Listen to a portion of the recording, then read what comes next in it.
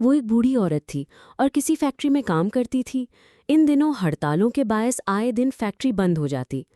उस बूढ़ी का जरिया रोजगार तो ये गारमेंट फैक्ट्री थी, जहां वो कपड़े पर बने फूलों और मुख्तलिफ कंपनियों के मोनोग्राम्स के कढ़ाई शुदा हरूफ पर से फालतू धागे काटकर अपना रिस्क कमा रही थी। उस बूढ़ी का नाम जीनत कातिमा था और वो सिंध के किसी अंदरूनी इलाके के एक छोटे से गांव की रहने वाली थी। उसका एक बेटा और 3 बेटियां थीं। 2 ब्याही जा चुकी थीं, छोटी बेटी अभी बिन ब्याही थी। बेटा भी 18 बरस का था, गैर शादीशुदा था। ये दोनों उसके साथ रहते थे। एक रोज मेरे घर आई। हमारा गेट खुला हुआ था, वो बेधड़क अंदर चली आई। मैं बावर्ची खाने में काम कर रही थी। उसको यूं बेधड़क और एतमाद से घर के अंदर दाखिल होते देखकर हैरत हुई और पूछा, तुम कौन हो और बगैर इजाजत आ गई हो? आप घबराइए नहीं, मैं कोई चोर नहीं हूँ, अच्छे खानदान की हूँ, मैट्रिक पास हूँ, लेकिन ज़रूरतमंद हूँ। काम ढूंढ रही हूँ, इसलिए आपका दरवाज़ा खुला देखकर अंदर आ गई। यहाँ कराची में सब अपने घर का दरवाज़ा बंद रखते हैं, हत्ता कि अक्सर घरों के बाहर तो चौकीदार होते हैं, लेकिन आपका दरवाज़ा खुला था। मैंने समझा कि आप शायद बेखौफ लोग हैं, अल्लाह पर भरोसा करने वाले, या फिर गांव से ताल्लुक़ है। हमारी तरफ भी कोई अपने घर का दरवाज़ा बंद नहीं रखता। दिन रात मकानों के दरवाजे खुले होते हैं। तो अपनायत का एक एहसास आपके मकान से मिला और मैं अंदर आ गई। पूछती भी किससे इजाज़त लेती? यहाँ कोई चौकीदार तो था नहीं। उसकी गुफ्तगू की शाइस्तगी और अंदाज़े बयां देखकर मैं हैरान रह गई। किस कदर पुरएतमाद थी, जैसा कि कोई साध होता है। साध उसको कहते हैं जो बेखौफ इस वजह से हो कि उसने कभी चोरी न की हो। ये औरत सच कह रही थी, चोर नहीं थी, साध ही थी। तभी मैंने उसे अंदर आने दिया। उसके अंदाज़े गुफ्तगू से, हुलिये, साफ सुथरे लबास से दिल चाहा कि उसके साथ इज्जत से पेश आया जाए। सो मैंने किचन में पड़ी कुर्सी की तरफ इशारा किया। अम्मा, इधर बैठ जाओ और आराम से बात करो। कहाँ से आई हो, कहाँ रहती हो, क्या नाम है तुम्हारा? उसने कहा, मेरा नाम जीनत फातिमा है। उस ज़ात से ताल्लुक़ रखती हूँ जो दीनी और दुनियावी लिहाज से आला मानी जाती है, लेकिन नसीब की मारी हूँ कि नसीब ज़ात पात से बालातर है। पहले ज़मींदारी थी, गरचे थोड़ी ज़मीन थी मगर इज़्ज़त से रोज़ी का ज़रिया थी। फिर किसी मजबूरी की वजह से गिरवी रखनी पड़ी, उसमें बना हुआ घर भी साथ गिरवी रखा गया। हम दरबदर हो गए, शौहर को उनके रिश्तेदार साथ ले गए। मैं अपनी बेटी और बेटे के साथ कराची आ गई ताकि यहाँ हम मिलकर कुछ कमा लें और गिरवी की रकम इकट्ठी करके अपने घर और ज़मीन को छुड़ा लें। अम्मा, कितनी रकम तुमने देनी है? ना पूछो बेटी, लाखों में है। मेरे शौहर के दोस्त हत्थों कत्ल हुआ और मेरे शौहर को भी मकतूल के वुरसा ने FIR में मुलव्विस कर दिया। उस झूठे मुकदमे से जान छुड़ाने को हमने अपनी ज़मीन और मकान गिरवी रख कर पैसा भरा है। मेरे खावन की गर्दन तो मुकदमे से छूट गई, लेकिन हमारे ख़ानदान का शेराज़ा बिखर गया और हम दरबदर हो गए। अब जहाँ रहती हो? आपके बंगले के पीछे जो कच्ची आबादी है, वहाँ एक किराए का मकान लिया है। 1 कमरा और सहन है। बिजली कुंडे की है, सिर्फ 200 रुपया माहाना मालिक मकान को अदा करना पड़ता है। किराया 8,000 रुपये माहाना है। कच्ची बस्ती में 8,000 रुपये माहाना? मैंने हैरत से सवाल किया। हाँ जी, इस गोठ में इतना ही किराया चल रहा है। पहले 3,000 था, फिर 4 हुआ, अब बात 8 तक जा पहुंची है। इतना किराया हर माह कैसे अदा करती हो अम्मा? ये तो बहुत ज़्यादा है। हाँ जी, हमारे लिए तो और भी ज़्यादा है, क्योंकि हम अपने साथ किसी को शरीक नहीं करते, वरना इस गोट में जनूबी पंजाब खुसूसन रहीम यार खान के देहातों और बस्तियों से बहुत लोग मेहनत मजदूरी के लिए आते हैं, तो वो कई कुनबे एक मकान में मिलकर रहते हैं और किराया आपस में तकसीम कर लेते हैं। घर के मर्द, औरत, बच्चे भी मेहनत करते हैं। औरतें कोठियों में झाड़ू पोछे का काम करती हैं, बच्चे बच्चियाँ भी बंगलों में खिदमतगार होकर काफ़ी कमा लेते हैं। एक बच्ची जो उम्र में 8 से 12 बरस की हो, अगर किसी बेगम के पास सुबह से रात तक रहे तो खाने कपड़े के अलावा बेगम उसको 5,000 तनख्वाह देती है।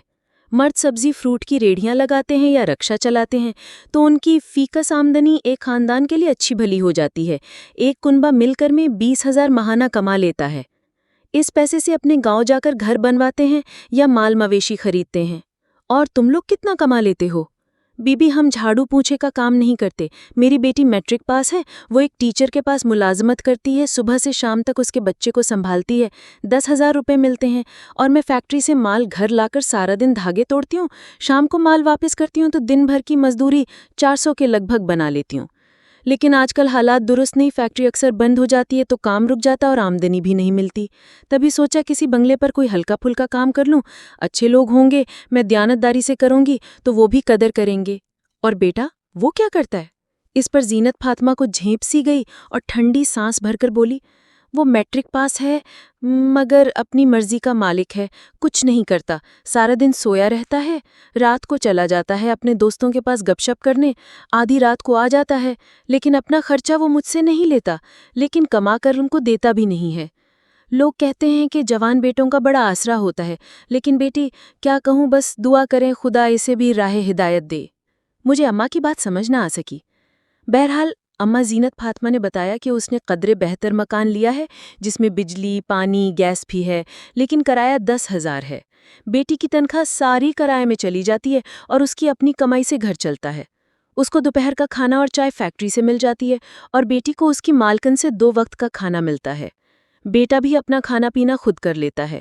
یہ بچت اس لیے کرتی ہوں کہ اپنی ساری آمدنی ان لوگوں کو بھجوا دیتی ہوں جن کو گروی کا پیسہ بھرنا ہے۔ وہ اچھے لوگ ہیں، قسطوں میں لے رہے ہیں، تنگ نہیں کرتے۔ جب پیسہ ہم پورا بھر دیں گے وہ زمین اور گھر ہمارے حوالے کر دیں گے۔ یہ ان کا وعدہ ہے اور ہم گاؤں کے لوگ وعدے کا اعتبار کرتے ہیں بی بی۔ مجھے زینت فاطمہ کی باتیں سن کر دکھ ہوا کہ بیچاری کتنی مجبور ہے، اس عمر میں کما کما کر قرضہ اتار رہی ہے، حالانکہ یہ عمر تو بیٹھ کر کھانے اور آرام کرنے کی ہے۔ تمہارا شوہر کچھ نہیں کرتا؟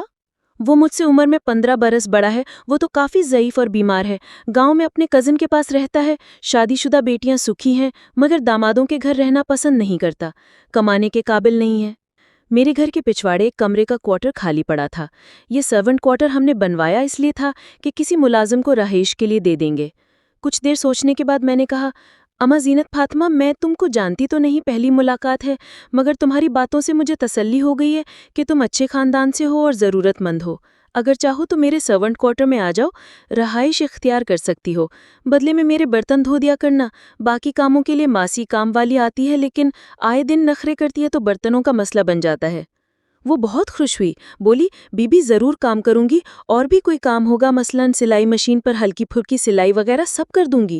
میرا کرایہ بچ جائے گا تو ہمارا قرض جلد ادا ہو جائے گا اور ہم اپنے گاؤں واپس چلے جائیں گے۔ تو کیا کل سے سامان لے آؤں؟ صاحب آ جائیں شام کو بات کر لوں تو پھر صبح سامان لے آنا، کیونکہ تمہارا جوان بیٹا ساتھ ہے، لہٰذا ان سے اجازت لینا ضروری ہے۔ شام کو بیٹے کو بھی لے آنا، وہ اس کو دیکھ لیں گے اور مل لیں گے تو بات بن جائے گی۔ اماں زینت فاطمہ کی آنکھیں جگمگا اٹھیں، تشکر کے آنسو تھے۔ کہنے لگی، ضرور میں شام کو سجاد کو لے آؤں گی، وہ معصوم سا لڑکا ہے، دیکھنے میں 15-16 برس کا ہی لگتا ہے، میں نے بہت پیار سے پالا ہے، آپ ملیں گی تو رہنے سے منع نہ کریں گی، وہ آپ کے پودوں کو پانی دے دیا کرے گا، صاحب کی گاڑی دھو دے گا، آپ کے سودے لا دیا کرے گا۔ اچھا ماں، یہ تو بات کی بات ہے، تم شام کو آ جانا، صاحب شام کو ہی آتے ہیں۔ اماں زینت فاطمہ چلی گئی اور شام کو بیٹے اور بیٹی کے ہمراہ آ گئی۔ اس کی بیٹی کی عمر 20 کے لگ بھگ تھی اور بیٹا تو واقعی 15 برس کا ہی نظر آتا تھا، جبکہ اماں کے بقول 18 سال کا تھا۔ تاہم خوبصورت نرم و نازک لڑکیوں جیسے ہاتھ پاؤں تھے، چہرہ حسین، بڑی بڑی بے حد پرکشش جھیل جیسی گہری آنکھیں، ایسا حسین کہ دیکھو تو نظر بھر کر دیکھا نہ جائے۔ بے اختیار میرے منہ سے نکلا، ماشاءاللہ، خدا اس کی عمر دراز کرے۔ ایسا عمدہ لباس کہ کسی نوابزادے کا فرزند معلوم ہوتا تھا۔ غربت کی کوکھ سے جنم لینے والے ہیرے کو مفلسی نے مٹی میں ملا رکھا تھا۔ میں نے کہا، اماں بے شک اس عمر میں بھی بھلی لگتی ہو، بیٹی بھی ماشاءاللہ پیاری صورت کی مالک ہے، لیکن آپ کے بیٹے کا جواب نہیں۔ اللہ تعالیٰ نے اس کی صورت خاص توجہ سے بنائی ہے، اس کی نظر اتارا کرو۔ چند منٹ سلمان احمد نے سجاد سے بات چیت کی۔ وہ بہت معصوم تھا، جیسے دنیا کی ہوا بھی نہ لگی ہو۔ انہوں نے مجھے کہا، اس فیملی کو اپنے سرونٹ کوارٹر میں رکھ لیتے ہیں، یہ شریف لوگ نظر آتے ہیں۔ جب میں شہر سے باہر دفتری کام سے اکثر دوروں پر ہوتا ہوں، تم اور بچے اکیلے ہوتے ہو، ان لوگوں کے رہنے سے تم کو بھی اکیلا پن محسوس نہ ہوگا۔ ان کی اجازت ملتے ہی میں نے زینت فاطمہ اماں کو کہا کہ کل سامان لے آنا، بس ایک بات کا خیال رہے کہ تمہارے مہمان یہاں آ کر قیام نہیں کر سکتے، تم صرف 3 افراد رہ سکتی ہو۔ اس نے کہا، بی بی کوئی مہمان نہیں آئے گا، ہم ماں بیٹی بھی صبح کو چلے جائیں گے تو شام کو لوٹ آئیں گے، البتہ میرا بیٹا کوارٹر میں رہے گا اور شام کو کمپیوٹر سینٹر چلا جائے گا، وہاں یہ کام کرتا ہے اور کام سیکھتا بھی ہے، یہ رات کو 12-1 بجے تک آتا ہے، اس لیے آپ کو گیٹ کی ایک چابی ہم کو دینی پڑے گی تاکہ جب یہ رات کو دیر سے آئے تو خود گیٹ کھول کر اندر آ جائے اور آپ کو تکلیف نہ ہو، ورنہ آپ کی نیند خراب ہوگی۔ میں نے اللہ کے بھروسے گیٹ کی ایک چابی ان لوگوں کو دے دی تاکہ اپنی مرضی سے آ جا سکیں اور ہم کو بار بار گیٹ کھولنا نہ پڑے۔ اماں زینت فاطمہ کا معمول تھا کہ تہجد کے وقت اٹھ جاتیں، تہجد پڑھی، پھر نماز قرآن پاک کی تلاوت کرتیں اور صبح 7 بجے سے پہلے اپنا ناشتہ اور چائے بنا لیتیں۔ ناشتہ اکثر پاپے اور چائے پر مشتمل ہوتا تھا۔ بیٹا سویا رہتا، بیٹی بھی نماز فجر کے وقت اٹھ جاتی۔ وہ باقاعدگی سے نماز پڑھتی، پھر نہا دھو کر کپڑے بدلتی، ناشتہ کر کے دونوں ماں بیٹیاں گھر سے چلی جاتیں۔ بیٹی اپنی ملازمت پر اور ماں گارمنٹ فیکٹری۔ پھر شام تک لوٹتی۔ جانے سے پہلے زینت فاطمہ میرے برتن دھو کر جاتی اور رات کو اس کی بیٹی کچن میں آ کر برتن وغیرہ دھو کر کچن صاف کر دیا کرتی تھی۔ یہ لوگ اتنے امن و سکون سے رہ رہے تھے کہ مجھے ان سے کوئی شکایت نہ تھی۔ میری ملازمہ بدستور آ رہی تھی۔ اتوار کو وہ البتہ چھٹی کرتی، تب مجھے کام کے لیے کسی مددگار کی ضرورت پڑتی۔ یہ ماں بیٹی اتوار کے دن کا تھوڑا سا وقت میرے کچن کے کام کو دے دیا کرتی تھیں۔ ان لوگوں کے آنے سے مجھے کافی سکون ملا، اور شام کو سجاد نہا دھو کر صاف کپڑے بدلتا اور اپنی ڈیوٹی پر جانے سے پہلے مجھ سے پوچھتا، باجی کوئی سودا منگوانا ہے؟ میں نے جو سودا، دودھ اور ناشتے کا سامان منگوانا ہوتا ایک پرچے پر پہلے سے لکھ کر رکھ لیا کرتی اور اس کو پرچہ اور رقم دیتی۔ مجھے یہ بڑی سہولت ہو گئی تھی کہ پڑھا لکھا لڑکا تھا، سودا سلف سمجھداری سے لاتا، کبھی حساب کتاب میں ہیرا پھیری اور کوئی غلطی نہ کرتا۔ اتوار کے دن پودوں کو پانی لگانا اور گاڑی وغیرہ دھونے کا کام بھی کر دیتا تھا۔ غرض جو معاہدہ کیا اس کی پابندی انہوں نے کی۔ البتہ اس لڑکے کو میں نے کبھی نماز پڑھتے نہیں دیکھا۔ ہاں، وہ فیشن کا کافی دلدادہ تھا، مہنگی خوشبو لگاتا اور بڑے اہتمام سے تیار ہو کر باہر نکلتا تو کبھی کبھی میں مذاق میں کہتی تھی، سجاد تم کتنے خوش اخلاق اور باتمیز بچے ہو، تیار بھی ایسے ہو کر باہر جاتے ہو جیسے لڑکیاں کسی شادی میں تیار ہو کر جاتی ہیں، تم لڑکے سے زیادہ لڑکی لگتے ہو۔ جب وہ ہنس کر کہتا، باجی میں لڑکی ہی جیسا تو ہوں، دیکھو میرے ہاتھ کیسے اجلے ہیں، میں کوئی سخت کام کر بھی تو نہیں سکتا۔ لیکن سجاد ہو تو لڑکے، اپنی ماں کے اکلوتے بیٹے، اس کے بڑھاپے کا سہارا، ہو تو بیٹا کوئی اچھی سی نوکری تلاش کر لو، کم از کم کچھ نہ کچھ تو ماں کے ہاتھ پر رکھو۔ وہ بوڑھی ہے، اس کی عمر اب کمانے کی نہیں ہے، پھر بھی کتنی محنت کرتی ہے، تم کو اپنی ماں کے بڑھاپے کا خیال نہیں آتا، اس کو آرام کی ضرورت ہے۔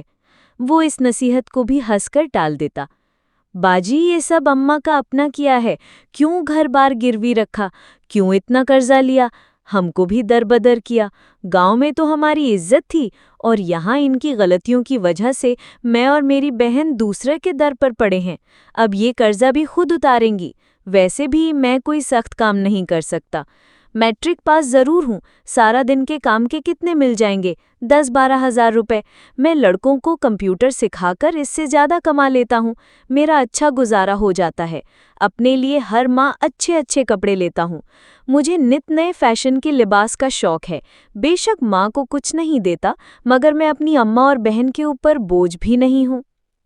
سجاد کی اپنی منطق تھی، وہ صرف اپنی ذات کے بارے میں سوچتا تھا، برانڈڈ لباس اور جوتے، نت نئے مہنگے موبائل فون اور اعلیٰ کوالٹی کے پرفیوم، اس کی شوق امیر زادوں جیسے تھے، پھر بھلا وہ کسی دکان یا ہوٹل پر سیلز مین کیسے ٹھہر سکتا تھا؟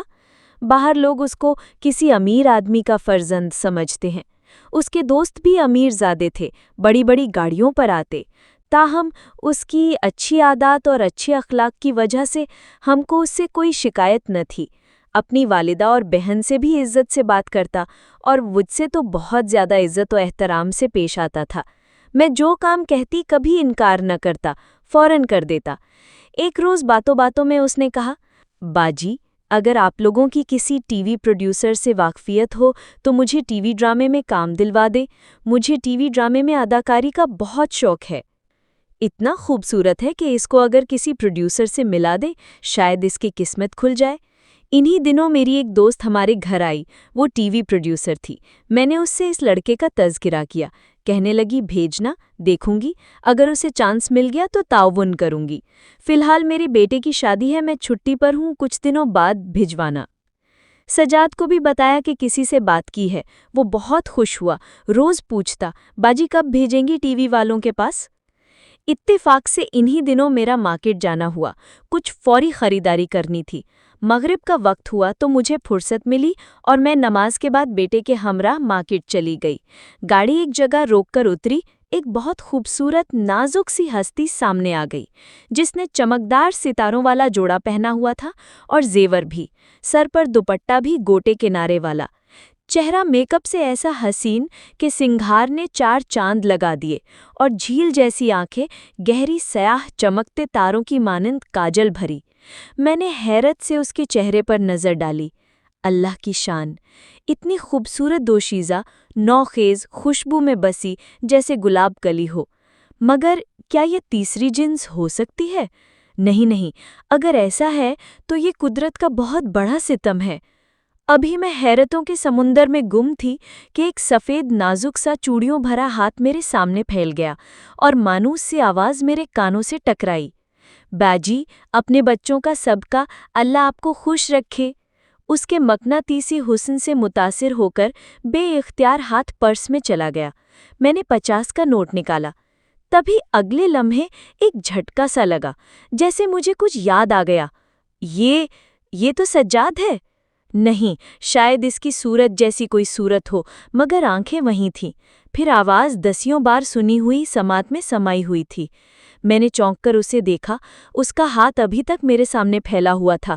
سجاد، کیا یہ تم ہو؟ نہیں، میری آنکھیں دھوکہ کھا گئی ہیں۔ لیکن میری آنکھیں دھوکہ کیسے کھا سکتی ہیں؟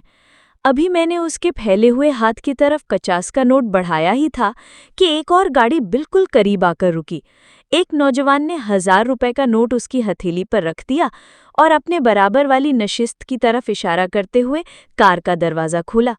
وہ حسین دوشیزہ کا سوانگ بھرا ہوا لڑکا اس کار میں بیٹھ کر نظروں سے اوجھل ہو گیا، اور میں آنکھیں ملتی رہ گئی کہ یہ میں نے کیا خواب دیکھا تھا یا حقیقت تھی۔ اتنے میں میرا بیٹا خریداری کر کے آ گیا اور کار میں بیٹھ گیا۔ امی، جو آپ نے لکھ کر دیا سب سودا لے لیا۔ یاد کر لیں، کہیں کچھ اور تو نہیں لینا، بس اب گھر چلو۔ اس روز میں کار سے بس اتری ہی تھی کہ دوبارہ بیٹھ گئی۔ مجھ میں سکت نہ تھی کہ کچھ اپنی مرضی کا خریدنے بازار کے اندر جاؤں۔ گھر آ کر بھی میں گمسم تھی۔ سجاد کی ماں اور بہن اپنی اپنی ڈیوٹی دے کر گھر آ چکی تھیں اور عشاء کی نماز کے لیے وضو کر رہی تھیں، لیکن سجاد گھر پر نہیں تھا۔ میں نے پوچھا، زینت فاطمہ، سجاد کہاں ہے؟ وہ گھر پر نہیں ہے کیا؟ بی بی، وہ اپنے کام پر چلا گیا ہے۔ جانے سے پہلے آپ کو آواز دی تھی کہ باجی کوئی سودا منگوانا ہے، لیکن آپ گھر پر نہ تھی۔ اسے دیر ہو رہی تھی، ڈیوٹی کا وقت ہو گیا تھا، تبھی چلا گیا۔ جی چاہا اماں کو سب کہہ دوں، مگر میں نے زبان بند کر لی۔ سوچا اس نیک عورت کو اگرچہ پتہ نہیں کہ اس کا بیٹا کس قسم کی ڈیوٹی دیتا ہے تو اسے بہت صدمہ ہوگا۔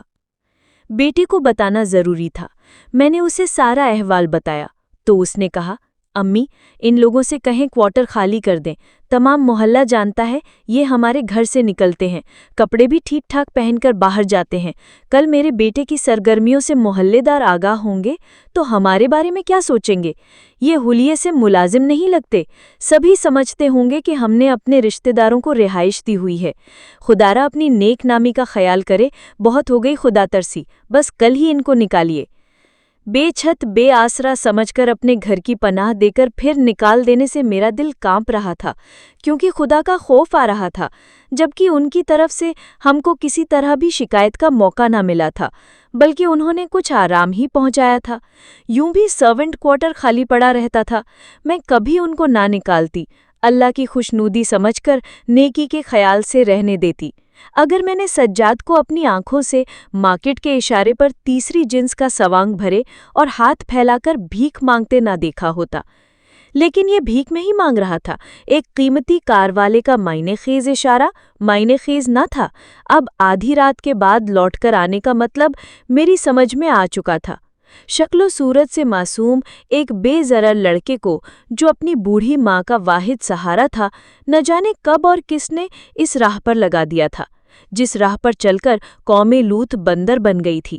خدائے سے لوگوں کو راہ ہدایت دے جو نوخیز لڑکوں کو یہ سمجھاتے ہیں کہ غریب لڑکیوں کا حسن ہی بکاؤ نہیں ہوتا، حسین نوعمر لڑکیوں کا حسن بھی بکتا ہے، جس کے بدلے قیمتی پرفیوم، قیمتی موبائل اور اعلیٰ برانڈڈ ملبوس خرید کر وقتی عیش اور مستقل دوزخ کا سودا ہو جاتا ہے۔ آج کراچی اور وطن عزیز کے دیگر شہروں کے ہر چوراہے پر شام ہوتے ہی ایسے کئی مرد خسروں کا سوانگ بھرے بھیک کے لیے ہاتھ پھیلاتے نظر آتے ہیں۔ تب میں سوچتی رہ جاتی ہوں کہ ہمارے وطن کی اخلاقی قدروں کو کیا ہو گیا ہے، ہم کس سمت جا رہے ہیں۔ حیرت کی بات تو یہ ہے کہ ہزاروں خسرے ایک دم کیسے برساتی مینڈکوں کی طرح نکل کر سڑکوں اور چوراہوں پر رونق بازاروں کے چپے چپے پر نظر آنے لگے۔ کیا ہمارے ملک میں ہزاروں کی تعداد میں خسرے اور ہجڑے پیدا ہو رہے ہیں؟ یہ ہجوم کی صورت میں ملک کے ہر شہر میں پھیلتے چلے جا رہے ہیں، اور کیا واقعی یہ اصل میں تیسری جنس ہیں؟